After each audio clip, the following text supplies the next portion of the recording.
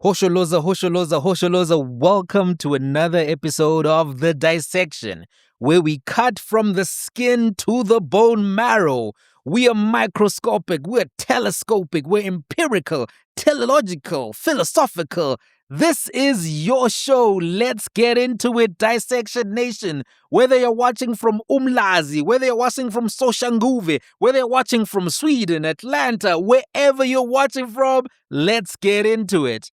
Just when I was about to record this episode, I got a notification that a clip from the dissection had actually made it into the ad hoc committee, and they asked Robert McBride to comment on the clip. It was the clip of Paul O'Sullivan boasting that he had summoned Robert McBride to do the investigation of General Phahlane. The one where he says, I said to him, come. You know, where I said he was bragging more than Mbaku and all of the Jabari. That's the clip that made it into the ad hoc committee and was viewed by Parliament and everybody who was watching. So it was a great moment. I felt good about it. By the way, I think that I've figured out, this is coming in this episode, I think that I've figured out what could really be the beef between General Phahlane and some of these characters. I think I've figured out what could be the beef between General Phahlane, Robert McBride, Paul O'Sullivan. I'm going to tell you that later, but I was happy to see. I'll tell you that theory. It's coming in the second half of the video. I was a little bit happy to see that clip because it means that the hard work is being recognized, and it means that all the members of the Dissection Nation, the subscribers, the commenters, the people who watch live, people who share these videos, you've helped this platform become part of the media diet. People do come here to try to get an understanding of what's going on, and that's always been my aspiration, is to help break it down. And as they said in Love Jones, break it down so that it's forever and consistently broke. And I can tell you, I watched hours and hours of interviews, and I've been reading pages upon pages of material preparing these episodes and that episode in particular. So even if in a small way it helps the ad hoc committee us probing questions, that's humbling. It's something that I want to thank God for, and it's something that's a recognition of the work in a small way. Because sometimes, I wake up early, maybe I'll wake up at 3 a.m. and start reading this stuff because there's no time. And I just wonder, does it even matter in the bigger scheme of things? And it does in a way, and I'm so grateful to everybody who's been part of this journey. Thank you so much from the bottom of my heart. A quick word on litigation or pending litigation. Do you remember Jimmy?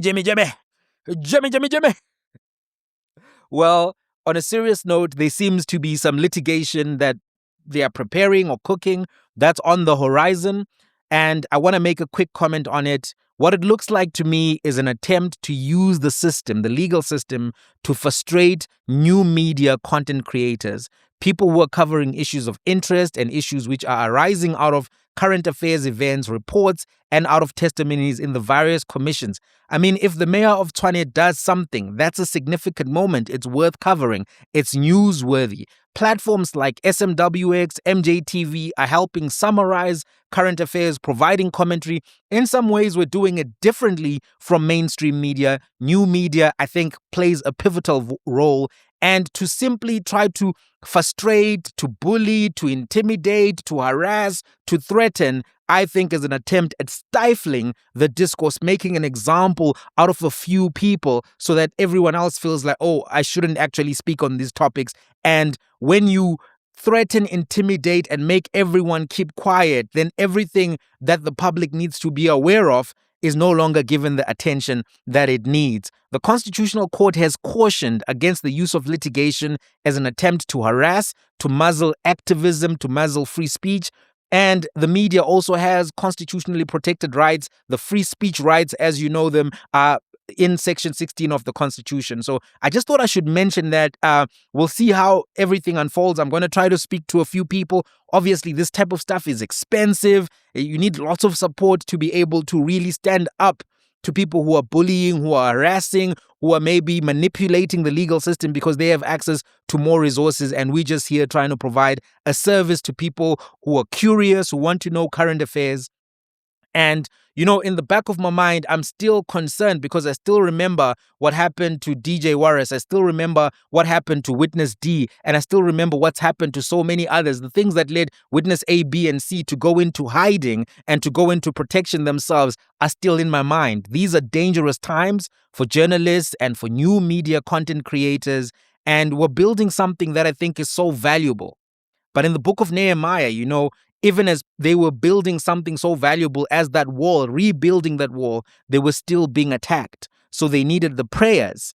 They needed to build with one hand and they needed to defend with the other hand. I think that's the moment that we're in right now as new media content creators. I think if you're getting any type of attention, they will also look at you as one of the people that should be made an example of. So please keep me in your prayers. That's all I really want to say about that right now. I'll be speaking to people. If there's a major update, I will share it either here or on social media platforms. So let's talk about McBride, day 2. Robert McBride has been testifying for 2 days now, and we can start to zoom out and think about his performance, his strategy, the quality of the evidence, and the probity of the testimony that he's giving. So just doing a general assessment of McBride, he came across at times as arrogant, dismissive, evasive. At one point, he even seemed as if he was threatening a member of parliament when they asked him about that case where he didn't plead, where it seems as if he was disciplining his child and then the child reported him, etc. And, after he had been admonished a few times, he actually explained it, and the explanation was okay. But the fact that he got so, chest out and was willing to say what seemed to be a threat, I think was a cause for concern and a little bit chilling, And when you think about his overall demeanor and his approach, it actually makes sense why he would get along with Paul O'Sullivan. He can be soft-spoken, he can be charming, but the other side of him quite matches Paul O'Sullivan, the shouting, the intimidation, that type of stuff.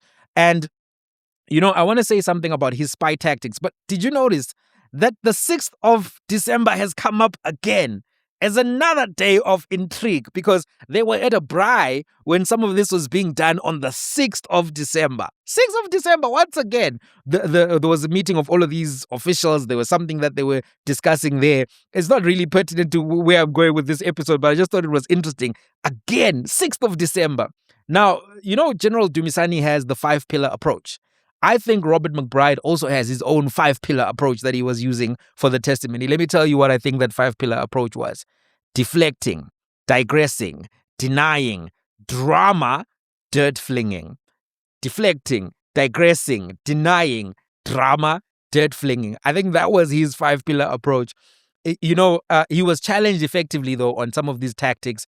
And I'll show you Nomvalo's challenge to some of the things that he had said, which seemed to be very serious allegations, but when tested seemed to be very flaky. And this was the exchange about Mkwanazi, about the person who was accused of having, fake ID and being, undocumented and illegal. This is the exchange that happened. And you can see that Nomvalo actually took time to research this issue and also to probe and put to McBride that his version was not correct. This is how it went down. You are making a funny gesture once again, and I'm not taking that kindly. You made an allegation yesterday about Leon Mbangwa that he was hired while he was an illegal immigrant. Do you know that Leon Mbangwa took that matter to court and it was settled in court? I didn't hear the last part, sir. Do you know that Leon Mbangwa took the matter to court about an accusation that he is an illegal immigrant? Do you know that? No, I'm not aware. You're not aware? No. Do you know that the reason why it was settled is because Leon Mbangwa was instructed or gave a DNA evidence in court proving that he is a citizen in South Africa. Do you know that? No, I didn't know the process took place. You didn't know that? I'm not sure at which stage it took place. So all the information I'm giving to you is new to you. Mm-hmm. You mean the information about him having a criminal conviction? about him taking the matter to court and about the matter being resolved through settlement, which was influenced by the DNA results. I have no idea about that. You have one no has told me idea. about that. You have no idea. No. Do you know that General Nhlanhla Mkhwanazi was a friend to a brother of Mandla Mahlangu? Very well. Very well. Even closer than Manda. Very well, I know that. Do you know that brother? Very well. What's his name? Is William. Now, if I say to you, General Nhlanhla Mkhwanazi got a call from the brother of Mandla Mahlangu, who told him that his brother, Mandla Mahlangu, has been shot, and instructed or requested him to go to the scene, what would you say? How would I'd you say that's starting to make sense. So you made you made an insinuation before this committee, before you even attained that information that I'm giving to you now, because that is what I'm putting to you. General Nhlanhla Mkhwanazi found his way to the scene through a phone call he got from a brother of Mandla Mahlangu. Yeah, it's starting to make sense now. Don't you think that you are being unfair to the people against whom you have made these allegations?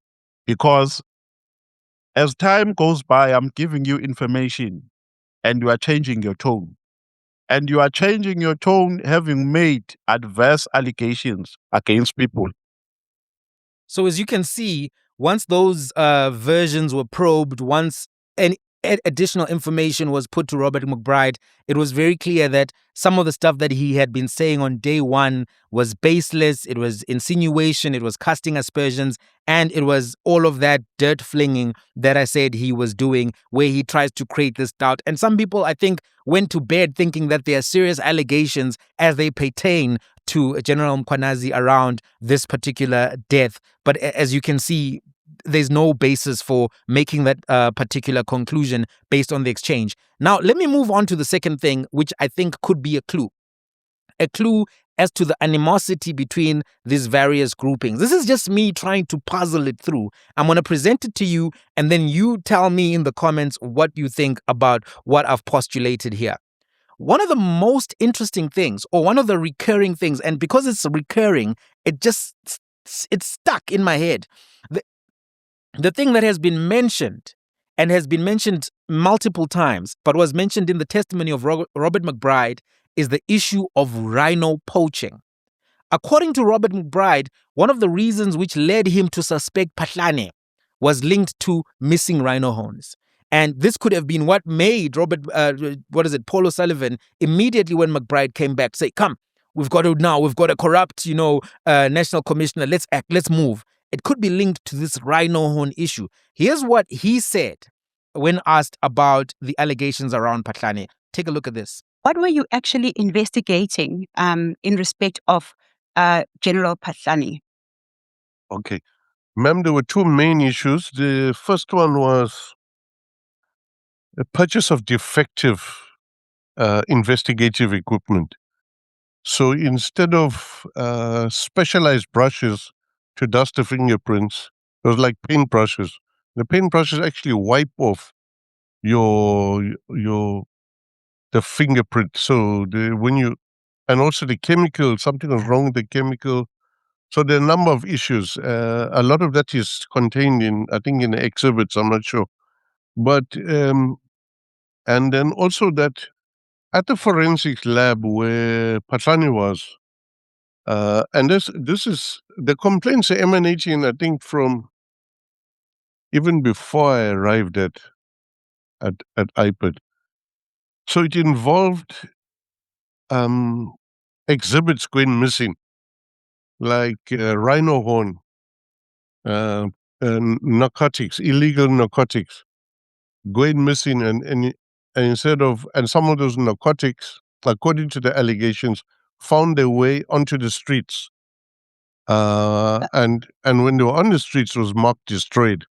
That was more or less the complaint.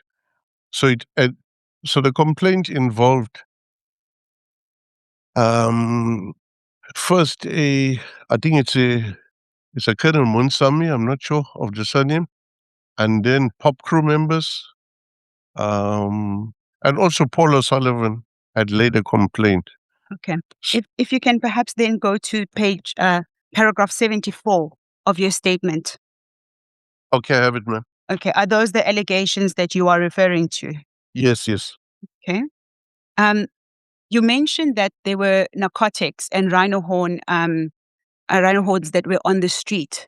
What did that have to do with General Phahlane? Oh, he was the head of the forensics laboratory, which confirms something is what is alleged. If it's to make sure it's not baby powder and it indeed is cocaine or heroin, then the job of the lab is to double check that and confirm that indeed it is. But to happen that all of or large amounts on a number of occasions of the consignment that was confiscated lands up at forensic lab instead of a sample, and that would go missing. This is the report that was given to us, the allegation. Oh, okay. In respect of the labs, because he was the Yes. head of forensics. Now, why is the rhino horn issue important? General Khumalo told both the Madlanga Commission and the ad hoc committee that one example of a successful application or implementation of the 5-pillar approach was the national intervention operations that were run in 3 provinces, Mpumalanga, Limpopo, KwaZulu-Natal, focusing on rhino poaching or wildlife tracking. General Khumalo was the leader, the project leader of that and commander of that operation, which ran under the nickname OPS Rhino. And it ran for close to 7 years in those 3 provinces. And they implemented the 5-pillar approach in its totality there. That was basically where he had proof of concept of the 5-pillar approach and got a better understanding of organized crime, how it's moving, how it can be dealt with. That operation, according to General Khumalo, coincided with the development of the strategy that was going to be implemented in the country in dealing with wildlife tracking.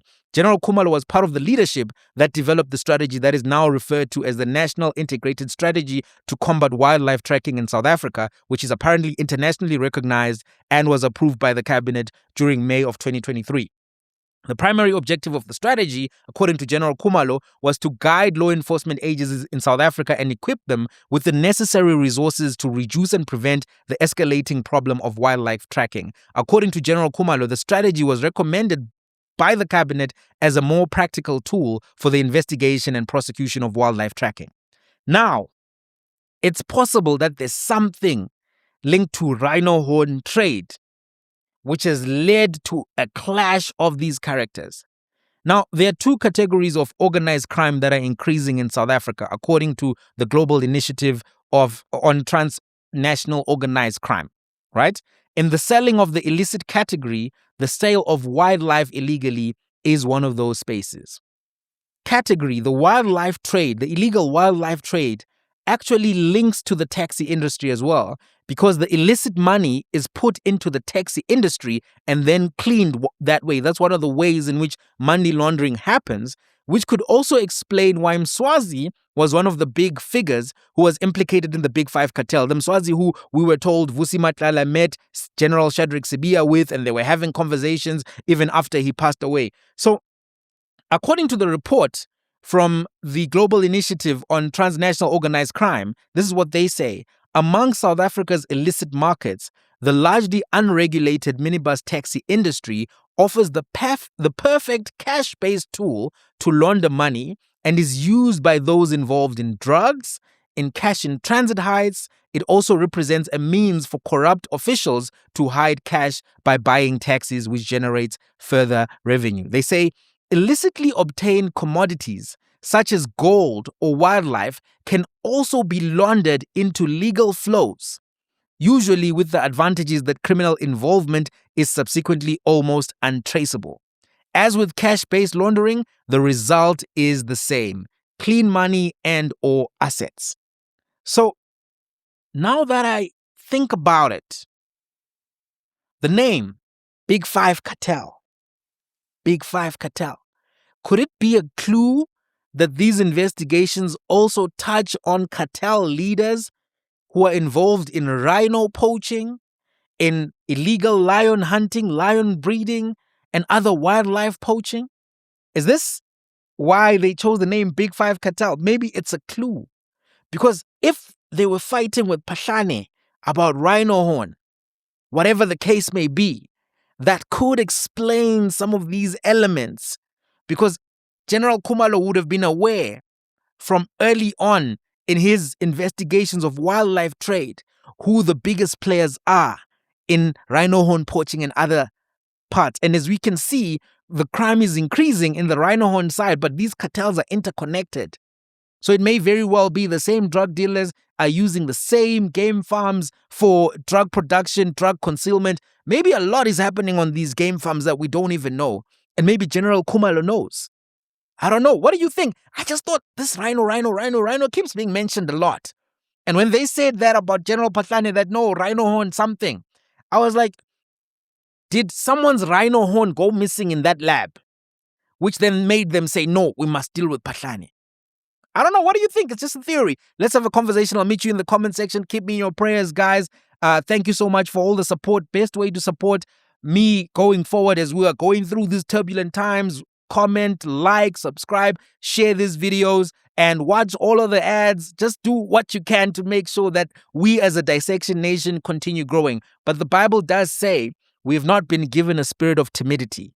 And as much as we recognize everything that's happening, we've not been given a spirit of timidity, and all things work together for the good for those who are called according to his purpose. So we walk into turbulence with confidence in God, not shaking, but with prayer and with humility, but knowing that God sits on the throne, not man. No matter how much money people have, no matter whatever, God is still in command.